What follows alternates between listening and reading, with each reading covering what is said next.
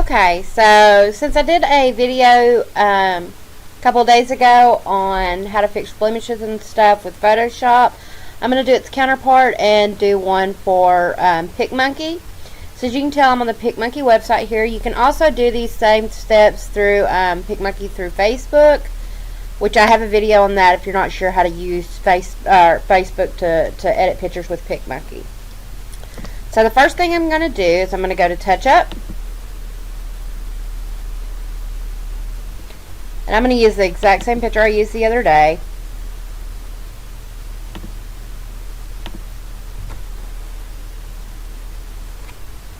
And the first thing I'm going to do is I'm really just going to zoom in so I can see the blemishes and features that need to be edited, and just get an overlook.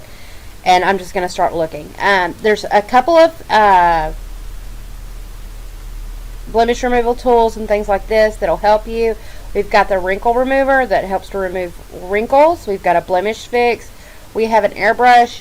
And if you scroll all the way down, you actually have a clone tool. So let's get started. Let's start with your blemish fix.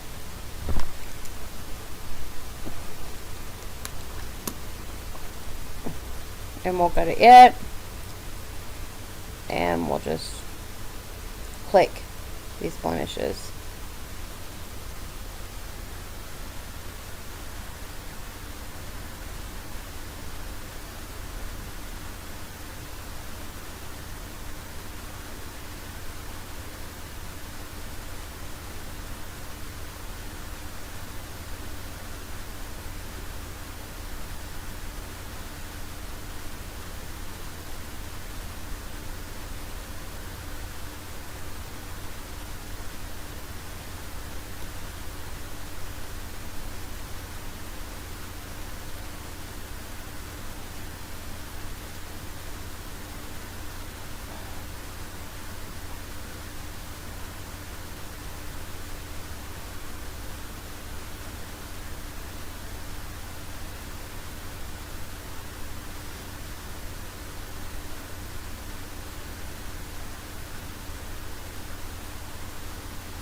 And that's already going ahead and getting a lot of those out. I'll go ahead and scroll up some.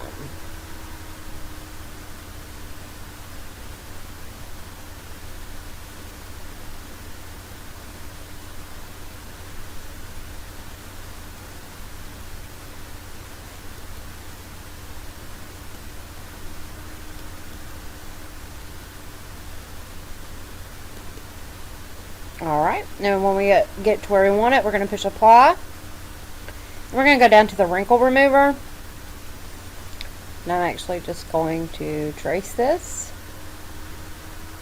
and try to get this blended in a little better.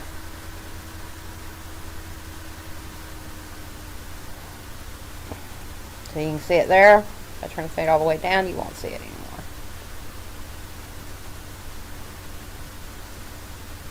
This just allows me to get in a little closer. You can always use the clone tool. It's just going to be, it's going to take a little longer to do the clone tool, but in some cases it will be necessary. Do kind of like we did with the other one. I'm going to kind of shape her eyebrows a little bit. Give them more a smooth, tailored appearance.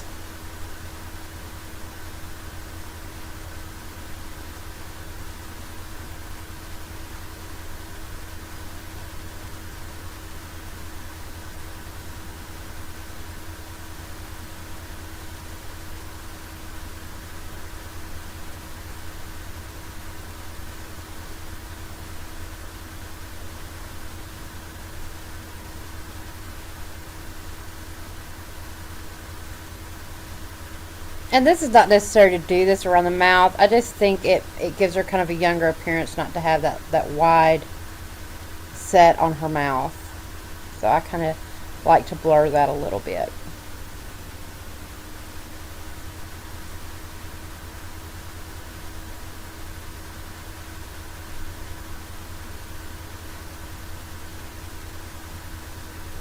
Blend this out.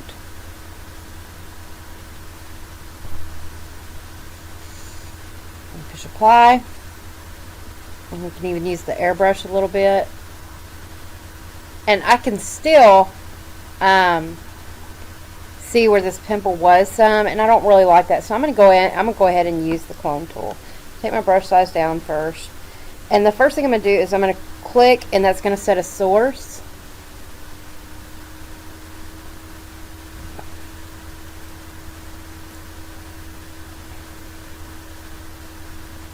And like I said, I'm going to pick a place kind of close to where I want it.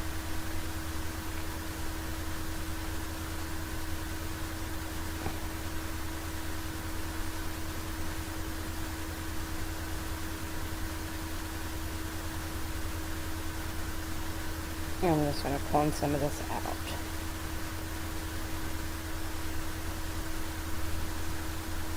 And I don't like that one. So I'm going to take it out.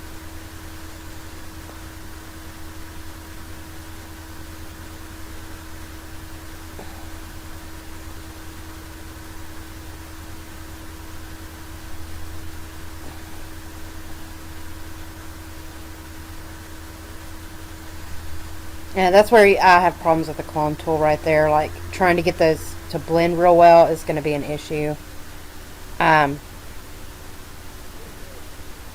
When you're trying to remove things. Because, I mean, you almost have to have the same color shade. And with faces, we have so many different shades, it's sometimes hard to get. But I do like the fact that this has gone a little bit better. And we are zoomed in at a 200%, which if we take it back out, you can't even tell. And you could even go in and do an effect, like an Orton effect, and take the brightness down maybe and fade it out some. Give her a little bloom.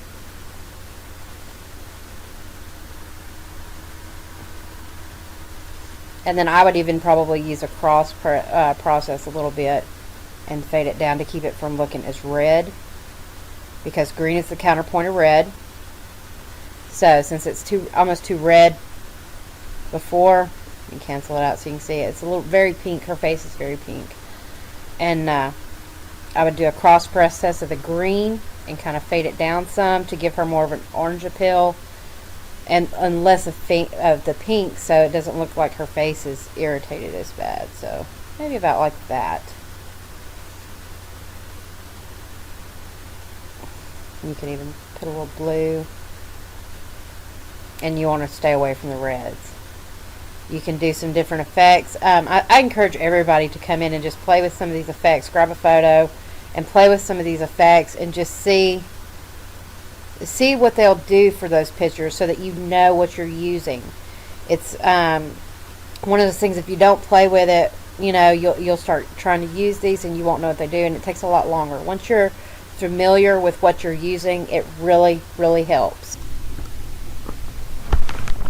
One more tool that I thought I might mention here, which it's very rarely that you'll ever use it, but it's kind of neat to play with if you've never really played with it before. And I know when I first started, I never had.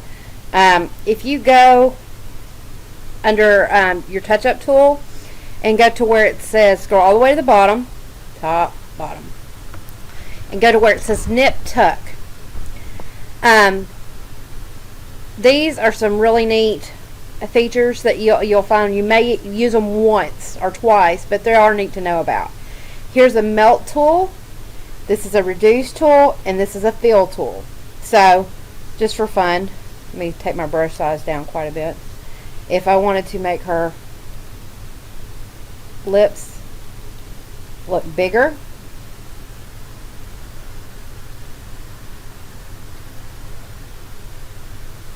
her cheeks fuller. If I take the strength up, you can really see it.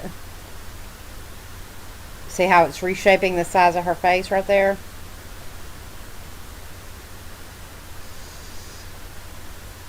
And we can do the same over here.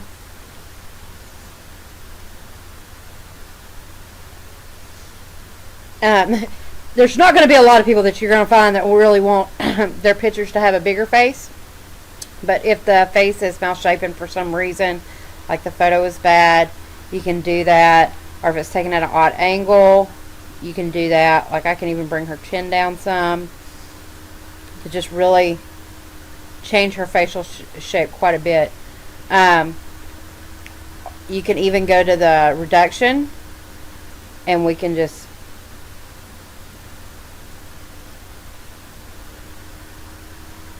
take this out. I can actually slim her face quite a bit until you get about right here. And then you really have to watch, because it'll start distorting your features quite a bit.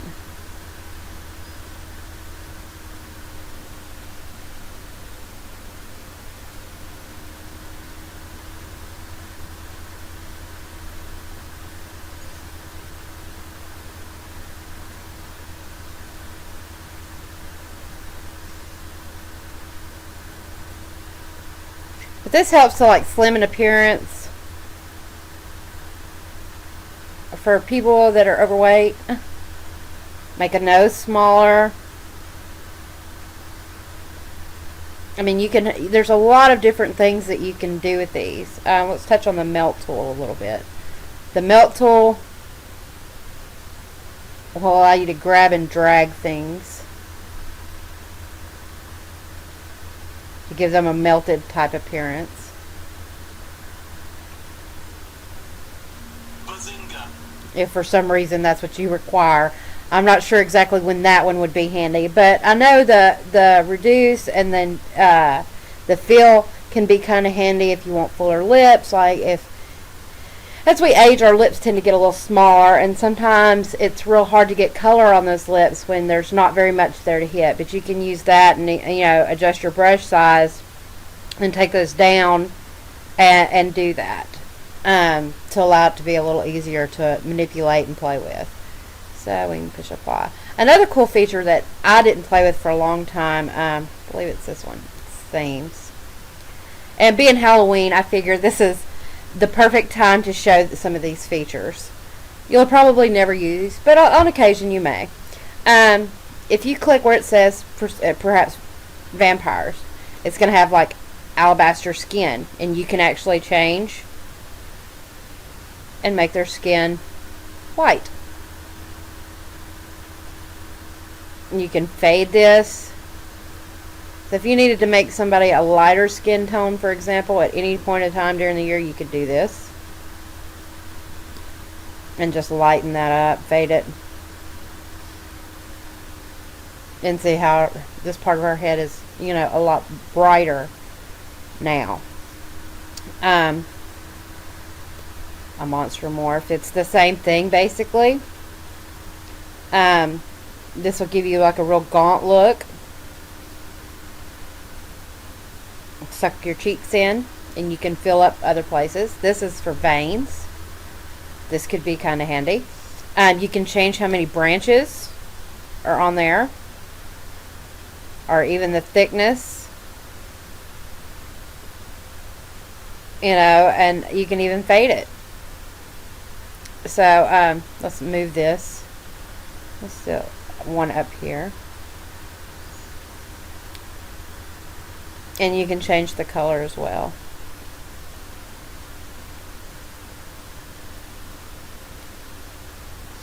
Yeah, so it's just some different things. These allows for dark shadows with for like under the eyes. Which for Halloween, these can make some really neat pictures and effects. Give you evil eyes. You can change the eyes. Actually, just set those over on top. Shrink them down a little bit. And we can actually fade a little bit. We can desaturate. Yeah, then we can do all kinds of stuff with that.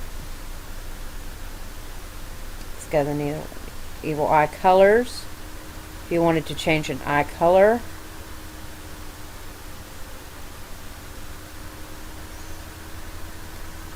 I'm just showing you a few little things here. I mean, it's got some really unusual type effects. that you might find fun to play with since it's Halloween.